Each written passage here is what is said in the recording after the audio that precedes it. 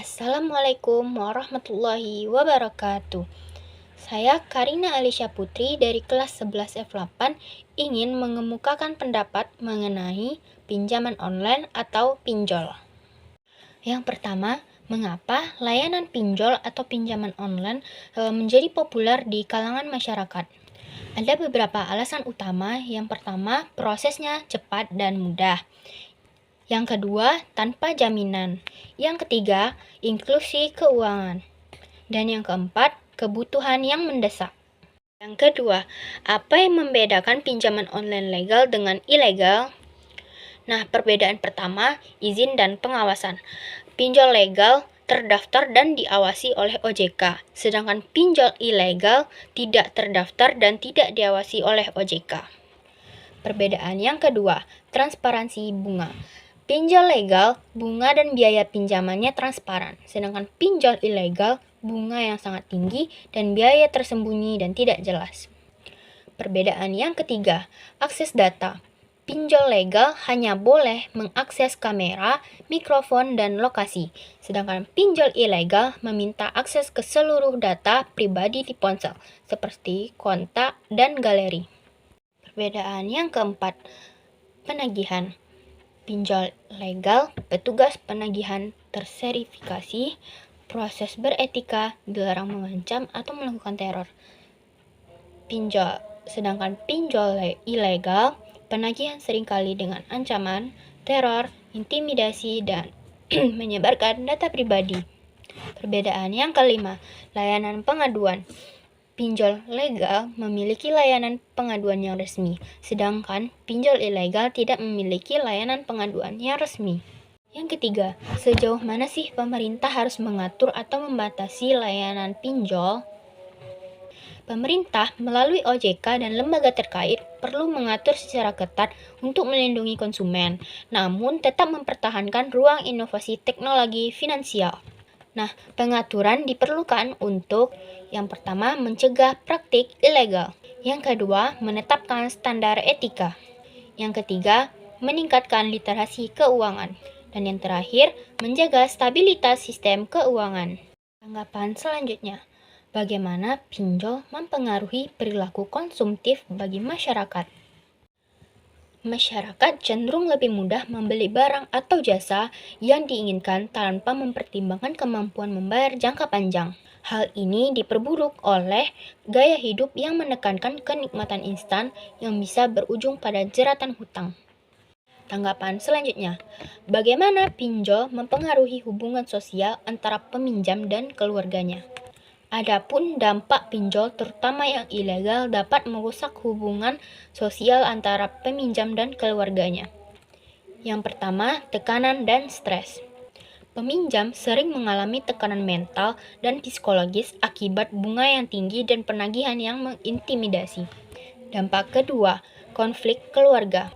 Penagihan yang melibatkan kontak darurat atau penyebaran data pribadi dapat menyebabkan malu, konflik, dan kerenggangan hubungan dengan keluarga ataupun kerabat. Dampak ketiga, ada isolasi sosial.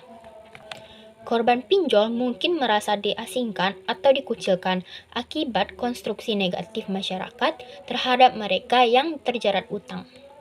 Nah, tanggapan selanjutnya, mengapa banyak masyarakat tetap menggunakan pinjol meskipun mereka tahu resikonya?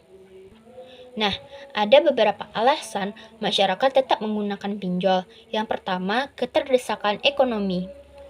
Nah, kebutuhan yang mendesak seringkali membuat masyarakat mengabaikan risiko demi solusi yang cepat.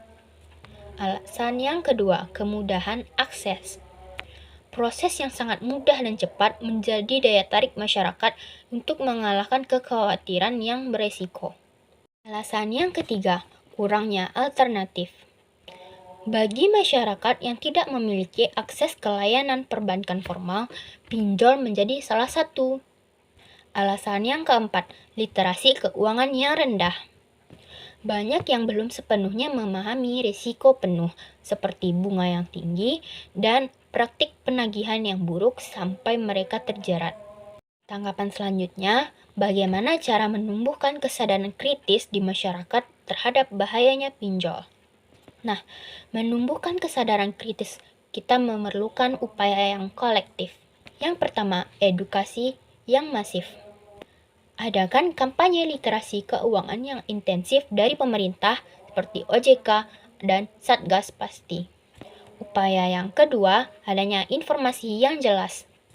Berikan informasi yang mudah diakses dan dipahami tentang perbedaan pinjol legal dan ilegal, serta cara mengecek status pinjol di OJK. Upaya yang ketiga, peran komunitas dan tokoh masyarakat. Melibatkan tokoh agama, tokoh masyarakat, dan untuk menyebarkan informasi dan memberikan dukungan kepada korban pinjol. Upaya yang keempat, penguatan perlindungan konsumen. Pastikan adanya saluran pengaduan yang efektif dan resmi bagi korban. Tanggapan terakhir, jika aku menjadi pembuat kebijakan, bagaimanakah aku akan mengatur ekosistem pinjol agar tetap adil dan aman? Aku akan menerapkan kebijakan yang pertama, regulasi ketat dan transparan. Menerapkan regulasi yang jelas mengenai suku bunga maksimum, biaya yang tersembunyi, dan standar etika penagihan yang wajib dipatuhi semua pinjol legal.